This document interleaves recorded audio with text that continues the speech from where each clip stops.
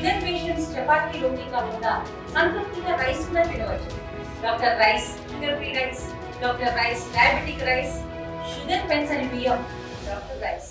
కడప జిల్లా వేదికగా రెండో రోజు మహానాడు పండగ వాతావరణంలో జరుగుతున్న పరిస్థితి. ఈరోజు ప్రధానంగా నట సార్వభౌముడు స్వర్గీయ నందమూరి తారక రామారావు గారి జయంతి వేడుకలు ఘనంగా నిర్వహించేందుకు కూడా ఇప్పటికే ఏర్పాట్లు జరుగుతున్నాయి. అయితే ఈ నేపథ్యంలో మనతో పాటు అన్నమయ్య జిల్లా, అదేవిధంగా రాజంపేట పార్లమెంటు టీడీపీ అధ్యక్షులు మనతో పాటు జగన్మోహన్ రాజు గారిని ఆయన తెలుసుకునే ప్రయత్నం. అన్న, ఎలా చూడాలి అసలు ఇవాళ మహానాడు చాలా చారిత్రాత్మకమైనది.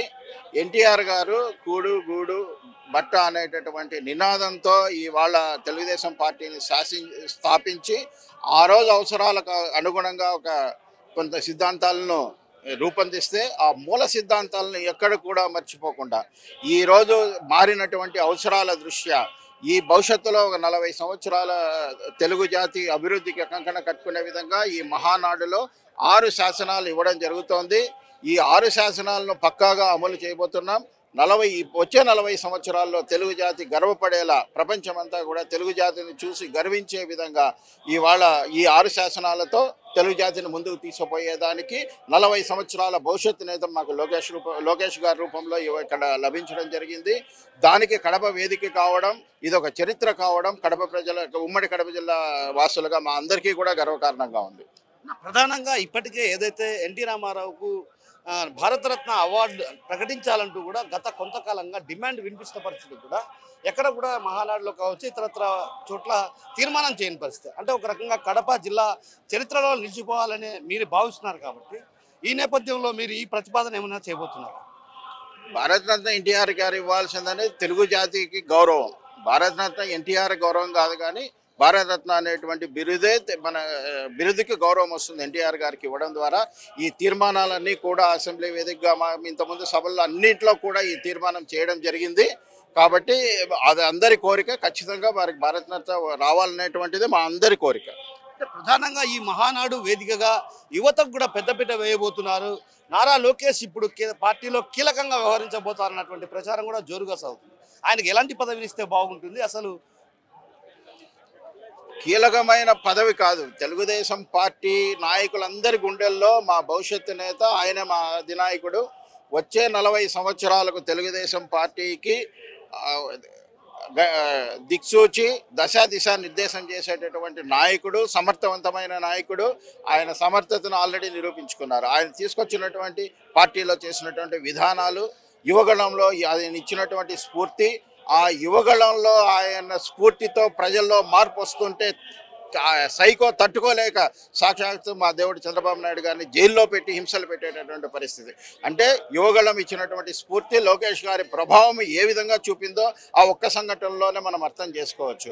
ఆ విధంగా ఆ రోజు ప్రజలందరిలో మమేకమై ఈరోజు 94% స్ట్రైక్ రేట్ కావడానికి గ్రౌండ్ అంతా క్లియర్ చేసినటువంటి యువగళం అధినేత లోకేష్ బాబు గారు ఆల్రెడీ ఎప్పుడైతే కనుక మా పార్టీని గట్టెక్కించి అధికారంలోకి తీసుకొచ్చాడో అందరూ కూడా డిసైడ్ అయిపోయినారు. అంతటి సమర్థమైనటువంటి నాయకుడు ఇంకా లేరు, ఆయనే ఉన్నాయి. అందులో ఇవాళ మహానాడు లో ఇచ్చినటువంటి 6 శాసనాలు మారినటువంటి తరాలకు అనుగుణంగా, సమాజంలో వచ్చినటువంటి మార్పుల అనుగుణంగా, ప్రపంచంలో ఉన్నటువంటి మార్పుల అనుగుణంగా తెలుగు జాతిని అగ్రగామిగా నిలబడేటట్టుగా, ప్రపంచ ప్రజలందరూ తెలుగు జాతిని చూసి గర్వించేటటువంటి విధంగా చేసేటటువంటి శాసనాలు ఖచ్చితంగా ఆయన నాయకత్వంలో 40 సంవత్సరాలు ఖచ్చితంగా తెలుగు జాతి అభివృద్ధి చెందుతుంది. ప్రపంచ దేశాలన్నీ కూడా తెలుగు జాతిని చూసి గర్వించే రోజులు వస్తాయి. అన్న, ప్రధానంగా కడప జిల్లా అంటే ఒక రకంగా భయం, అమ్మో అనే పరిస్థితి ఉండేది. సో అలాంటి గడ్డ పైన మహానాడు నిర్వహించడం, ఇంత పెద్ద ఎత్తున అభిమానులు రావడం, కార్యకర్తలు రావడం ఎలా చూడాలంటే? అమ్మో అని ఎవరు అనుకోలేదు. ఆలోచన ఎందుకు వస్తుందో కూడా నాకు అర్థం కాలేదు. అంటే ఖచ్చితంగా తెలుగుదేశం పార్టీ మూలాలు అధికంగా అద్భుతంగా ఉన్నటువంటి జిల్లా కడప జిల్లా.